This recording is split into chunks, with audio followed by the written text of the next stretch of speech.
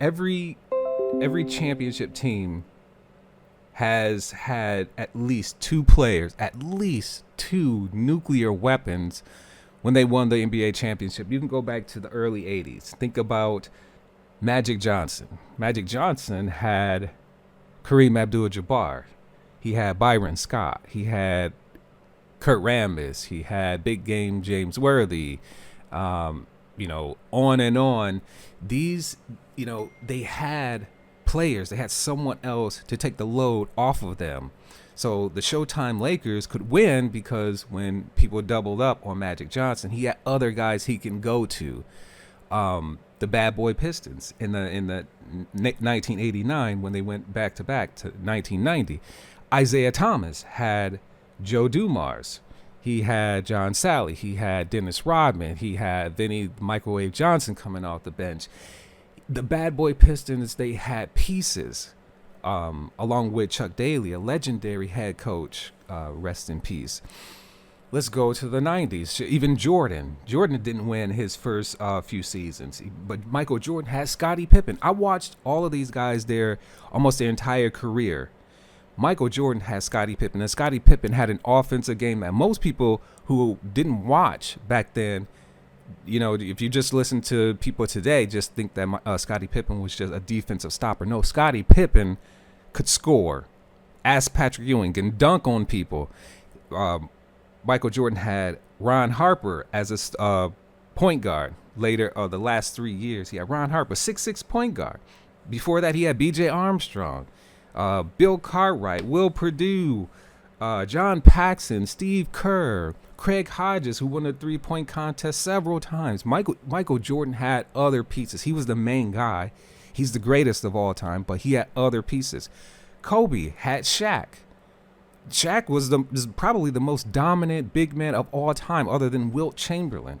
But even Kobe, rest in peace, had another nuclear weapon. Had Rick Fox. He had Robert Horry. They had pieces. They had a ton of pieces. The Spurs, the San Antonio Spurs, when they went on their run, excuse me, Manu Ginobili, Tony Parker, Tim Duncan, who's arguably the best power forward of all time, had pieces. They got Dennis Rodman later on. Let's go even further. LeBron, he didn't win by himself. He had Kyrie Irving, who probably has the best handle of all time in basketball. And then when he went to Miami, he had D. Wade and Birdman and Chris Bosh and Mario Chalmers, and they had pieces. Everybody had pieces. Jamal Murray and Jokic, Jason Tatum and Jaylen Brown. You need another nuclear weapon. And in this series, Julius Randle, look, I guess I get he scored 24 points, but Julius Randle, I've said all season long, he just doesn't fit. If he just didn't really seem like he wanted to be here because he's been traded so much. Yes, he's got game. He's a prototypical power forward. Lynette said he scored 24 points last night, but still, Anthony Edwards was gassed. I could tell from the beginning he was gassed. A lot of it had to do with him playing in the Olympics. He had really no time to rest most of the season. All eyes was on him, and the entire load of carrying the team was on him.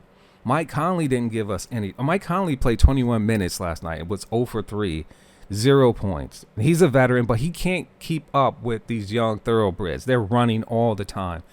Rudy gave us 2 points. 2 points. He had to defend Chet Holmgren when he was in the game, and Hartenstein when he was in the game. Jaden went 2 for 13.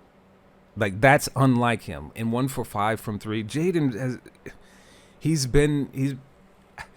does more than just stop people. But he spent so much energy on Shea, and it's like you can only expect I don't only expect so much from him. I don't really expect a lot of points from him. DiVincenzo gave us everything he had. He gave us 6 points, but I love his hustle. Alexander Walker just didn't show up today. 0 for 8, 0 points. It's just unlike him. Naz Reid gave us 11. That'll work. He played some good defense. Gave us 5 rebounds. Terrence Shannon Jr. gave us what he had. He's a rookie. Rob Dillingham came. I thought Rob Dillingham should have got more playing time. Because he's younger and he can run. You gotta be able to run with these younger teams. The Thunder are the youngest team in the league, and you need other young guys that's gonna run with them. And Chris Finch slowly started to figure it out. Hey, maybe I can put Terrence Shannon Jr. in this game, and put some extra pressure on Lou Dort and Jalen Williams and Shea and all of these guys. But Anthony Edwards, look, everybody's going to try to crucify him. They're going to try. And I'm not going to let them. I'm going to keep believing in the team because I know he's young. And young players, as I said, they always believe that opportunities are always going to keep coming.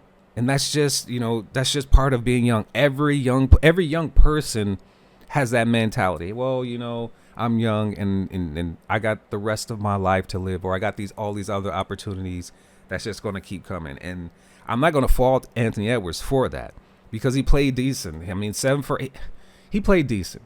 But I do wish he come out just firing. Stop letting Julius Randle handle the ball. Come out and just start shooting. I don't care if he went 0 for 50. Go 0 for 50. Go down swinging, go down with the ship, and don't let, something like, people talking about how you just ain't aggressive enough. But again, he's young, 1 for 7 from 3-point range. That's unlike him. But again, he was gassed. How much can he do? You need at least two nuclear weapons to win a championship in this league. And no one else came along with him. I don't care what Julius Randle's 24 points. He can take those 24 points and go somewhere else. You need another nuclear weapon. And I think that this season that's what we have to search for. We got to find someone else who can help take some pressure off of Anthony Edwards. But here's the thing. All these people who are going to be talking about Anthony Edwards and making fun of him next year are going to jump right back on the bandwagon. All the Timberwolves fans who are going to say, you know what, I'm sick and tired of this. They're all just going to come back next season. So why even get off the bandwagon? Why even go down that road? Just keep supporting the team. This is when they need us. When the entire world is going to say they blew it and Anthony Edwards is this and that. This is when they need the most support. And I, for one, I'm going to keep supporting my team. And I hope that the rest of you guys, Timberwolves Nation, stay supporting the team. Because next year is going to be our year. And keep believing. Let's go Wolves.